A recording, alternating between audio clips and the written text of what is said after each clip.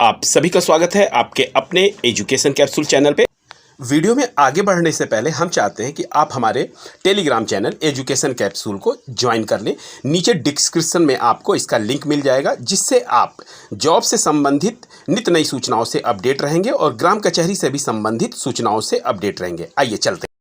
और जैसा कि आपने थंबनेल देखा होगा कि हम किस बारे में बात करेंगे, तो हम बात करने वाले हैं बिहार ग्राम कचहरी सचिव से संबंधित कुछ महत्वपूर्ण टॉपिक्स पे। ठीक है, और ये टॉपिक्स जो आपका काउंसलिंग डेट क्लियर होने के बाद सभी के मन में आ रहा है, तो उसको हमने कुछ टॉपिक्स को हमने इंक्लूड किया है यहाँ पर। ठीक है, तो यहाँ पे देखिए, सबसे पहला है काउंसलिंग फ़ोन। अगर काउंसलिंग के लिए आपके पास फ़ोन नहीं आ रहा है तो आप क्या कर सकते हैं, क्योंकि बहुत से लोगों के पास काउंसलिंग के लिए फ़ोन के द्वारा उनको सूचित किया जा रहा है। ठीक है, तो आप क्या कर सकते हैं, अगर आपके पास फ़ोन नहीं आया है तो फिर आपके पास क्या ऑप्शंस रह जाता है कि आप क्या करें। ठीक है, इसको हम इस वीडियो में इस टॉपिक को हम कवर अप करेंगे और इसका निराकरण भी करेंगे। ठीक है, कि क्या आप कर सकते हैं। फिर अगला है हमारा टॉपिक काउंसलिंग लेटर। ठीक है, आप कहाँ से मिलेगा। ठीक है, काउंसलिंग लेटर जो है एक्चुअली वो तो फ़ोन करके बता ही रहे हैं कि आपको काउंसलिंग लेटर जो है कहाँ से मिलेगा। अगर आपको फ़ोन नहीं आ रहा है तो फिर आप काउंसलिंग लेटर कैसे ले सकते हैं। फिर अगला जो है काउंसलिंग आपकी कहाँ पर होगी। ठीक है, सबसे यक्ष प्रश्न यही है कि काउंसलिंग कहाँ पे होगी, ब्लॉक पे होगी या डिस्ट्रिक्ट पे होगी, फिर कहाँ पे होगी। तो इसको भी हम इस वीडियो में कवर अप करेंगे। ठीक है, फिर अगर आपका 4 अप्रैल को काउंसलिंग है अगर, ठीक है, तो अब क्या करें। अब क्या करें से मेरा तात्पर्य ये है कि आपके पास आपके सारे डॉक्यूमेंट्स रेडी होने चाहिए। और 4 अप्रैल को अगर काउंसलिंग है तो क्या सभी लोगों के काउंसलिंग है। बहुत सारे लोगों को मन में अभी भी क्लियर नहीं हुआ है कि सभी लोगों का नहीं है। ये जो काउंसलिंग है केवल जो आपका पंचायती राज विभाग जो कह रहा है उसके अनुसार केवल मेरिट लिस्ट में जो टॉप पे हैं उन्हीं का है। ठीक है, तो मतलब अब जो डेट जो है नज़दीक आ चुकी है 4 अप्रैल, और आपका अगर काउंसलिंग लेटर नहीं मिला है, आपको फ़ोन नहीं आया है, तो फिर आप क्या कर सकते हैं। ठीक है, तो इन सभी टॉपिकों को हम अपने इस वीडियो में कवर अप करते हैं। ठीक है, अब सबसे पहले हम देख लेते हैं कि काउंसलिंग के लिए फ़ोन नहीं आया है तो क्या करेंगे।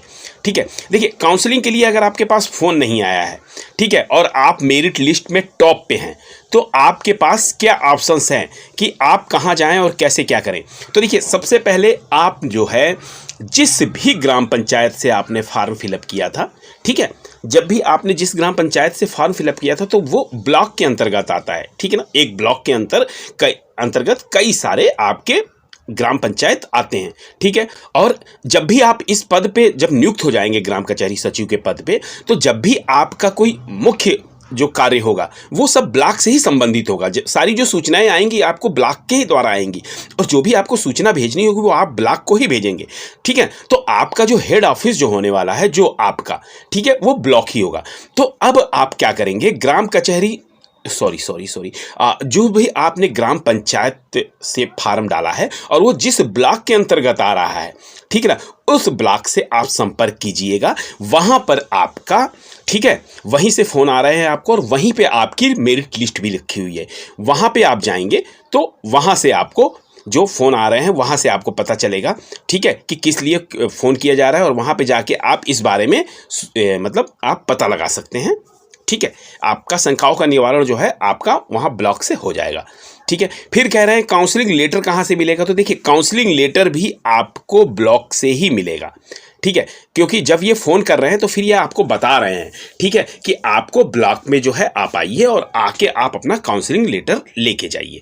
ठीक है, तो वहाँ पे ये काउंसलिंग लेटर आपका ब्लॉक में ही आपको मिलेगा, और फ़ोन के द्वारा जो सूचित किया जा रहा है ये ब्लॉक से ही किया जा रहा है, क्योंकि देखिए, जिले के द्वारा ही लिस्ट जो है ब्लॉक को पुटअप की गई है, और ब्लॉक के ही अंतर्गत जितने भी आपके ग्राम पंचायत पड़ते हैं वो सभी को कवरअप किया जा रहा है। इतनी बात तो क्लियर हो गई। और देखिए, एक बात और मैं बता दूं इस चीज़ में कि आप जो भी अगर टॉप लिस्ट से नीचे हैं, देखिए, इस लिस्ट में हम ये सोच रहे थे कि अगर आपने कई सारे डॉक्यूमेंट्स अगर दोबारा जो जब आपकी विंडोज़ ओपन हुई थी, ठीक है, आपत्ति दर्ज करने के लिए या आपने जो भी डॉक्यूमेंट्स नहीं लगाए हैं उसको लगाने के लिए, तो हम ये समझ रहे थे कि हो सकता है कि ये जिन्होंने उस वक्त डॉक्यूमेंट्स नहीं लगाए होंगे, तो जब फाइनल लिस्ट बन के आएगी तो उनका जो है उस लिस्ट से नाम हट जाएगा।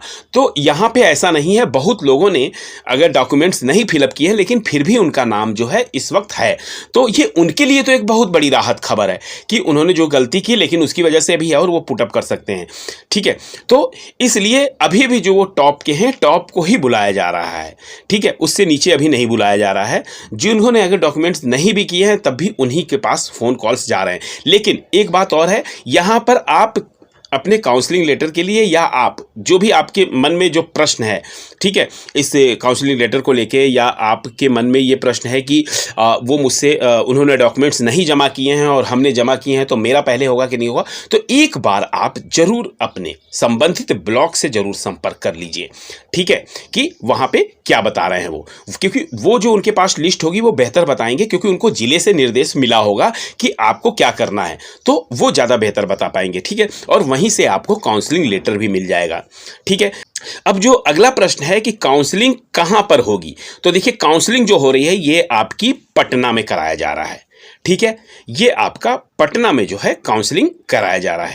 अब ये 4 तारीख को ही आपकी काउंसलिंग ये पटना में होगी। और पटना में कहाँ होगी, देखिए बहुत लोगों को जो फ़ोन करके बताया जा रहा है, जो काउंसलिंग लेटर मिले हैं, ठीक है, अभी तक जिन लोगों ने प्राप्त कर लिए हैं, वहाँ पर लिखा आ रहा है कि उसका नाम है दशरथ मांझी श्रम नियोजन अध्ययन संस्थान, जो कि पटना में स्थित है। और यह संस्थान बिहार सरकार के श्रम संसाधन विभाग के अंतर्गत आता है। और यहाँ पे बिहार कौशल विकास के मिशन के तहत जो है कार्यक्रम आयोजित होते रहते हैं।